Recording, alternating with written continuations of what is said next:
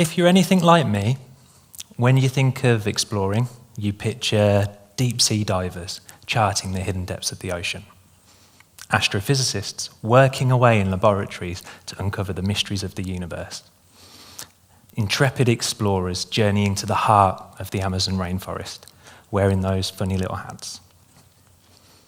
I'm not going to talk about any of those things. I need a calculator for when I play darts, and to be honest with you, I don't even really like camping. But that doesn't mean that I'm not an explorer.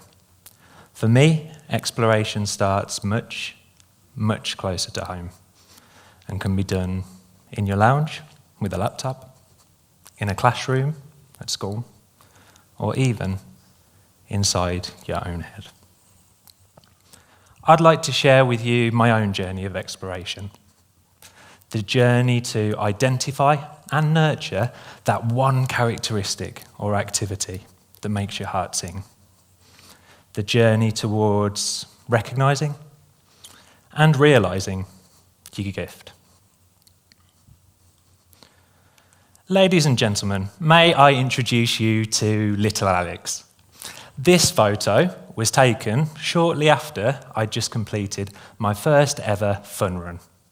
And as a slightly chubby 9-year-old, it was also my first experience of misleading advertising.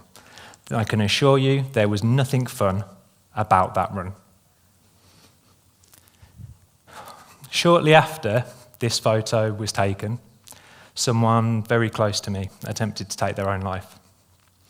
This had a profound impact on me as a child and led to me developing a mental health condition called separation anxiety. Essentially, what this means is that I found being away from the people that I loved extremely difficult. If I was, my subconscious convinced me that something terrible was going to happen, and my life became dominated by my efforts to manage my symptoms and live a relatively normal life. Battling with my anxiety meant that I missed my last year of primary school and my first year and a half of secondary school. If I was left to my own devices in a classroom, I became completely overwhelmed. I panicked and I ran. With the support of my family and a number of professionals, I re-entered into education full-time towards the end of year 8. Unfortunately, apart from missing 2.5 years of education, I'd also missed another important part of going to a new school, the bit where you make friends. So, as a 13-year-old, I devised what I thought at the time was a cunning friend-making strategy. I was going to be a cool kid. So, I started misbehaving in class, I started smoking at break time and at lunchtime, and I started getting into fights. Perhaps unsurprisingly, this did absolutely nothing to establish my cool kid credentials, but instead led me to being expelled from my first school towards the end of year 9. Luckily for me, I was given another chance, and I started at a new school around 6 miles down the road about a month later. Although I was decidedly better behaved at my new school, after learning that there were a few holes in my solid friend-making strategy, I still felt like a visitor in a system where I didn't quite fit in. For me, education felt like a game that no one had quite gotten around to telling me the rules for, and I really struggled in subjects that I didn't like. My parents told me if I wanted to do well in life, then I had to do well in education. But I didn't get why. Why did I have to learn chemistry if I could never envisage a future that involved putting what I'd learned to use? Ironically, it was in one chemistry lesson where I first realised I was good at something. And perhaps, more importantly, that I loved doing it.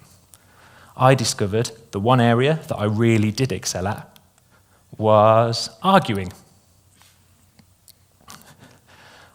The revelation came that not only could I articulate what I thought about the relevance of chemistry to my future, to my teacher, Sorry, Miss Turrell. But I could do so in such a way that meant that I never got a single detention.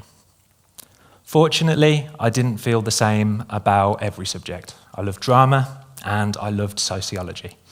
Not because I had a particular passion for theatre or for Karl Marx, but because of what I got to do. Arguing, communicating, learning not only why the world was an unfair place, but to start to reflect on what I could do about it. To be heard in a crowded room and to start to listen to the voices of others.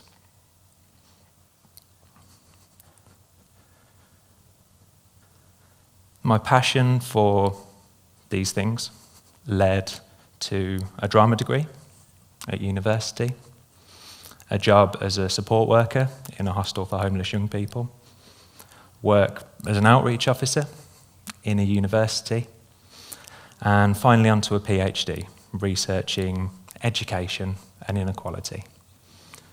Now, after 15 years of doing things that have used my gift just because they seem like a good thing to do at the time, I'm finally in a position where I can consciously put my gift to use, to work towards a fairer, more inclusive, more equal society. But that's the funny thing about discovering what you're great at. Sometimes there isn't a moment of epiphany, and it definitely doesn't work in straight lines. It's not like it is in the movies either. I would be very surprised if anybody in this room ever found their life's purpose through Obi-Wan Kenobi or Simba's dad visiting them in a dream. Okay? It just won't happen. It's more normal. It's a journey of reflection and discovery that starts and ends with you.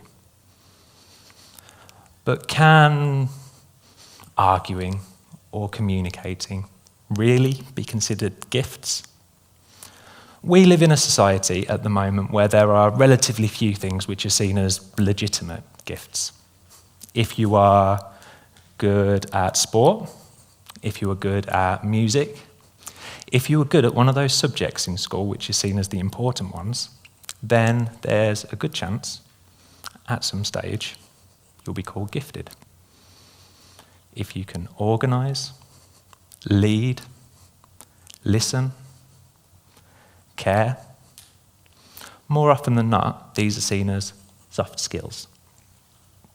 If you've got one of those legitimate gifts, brilliant, use it. But they are not the only gifts that have value. These soft skills, these human characteristics are hugely important to our future. As cars start driving themselves, and over half of the jobs that we do at the moment are taken by machines in a few years, it's these soft skills that are going to be the threads that weave a fabric of a society that we all want to be part of. I genuinely believe everybody in this room has a gift. For some of you, it might be the uncanny ability to put yourself in the shoes of others and see the world through their eyes.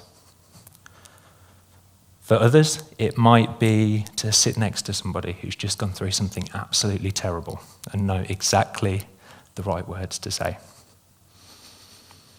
For some of you, it might be to look at a jumbled pile of rubbish on the floor and see the potential in your mind's eye for it to be turned into something truly beautiful. Whatever your gift is, recognise it and try to use it every single day. The world that we live in at the moment isn't perfect, and unfortunately, neither is our education system. I would love to stand here and say that our school curriculum allowed each and every one of you to recognise your gift and reach your potential. But unfortunately, in some cases, it doesn't. That means it's up to each and every one of us to use these gifts, these things that make our heart sing, to work towards a future that creates the opportunity for everybody, no matter their background, to flourish. If you embrace your gift and you use it wherever and whenever you can, then something truly amazing will start to happen. you'll inspire others to do exactly the same thing. Thank you.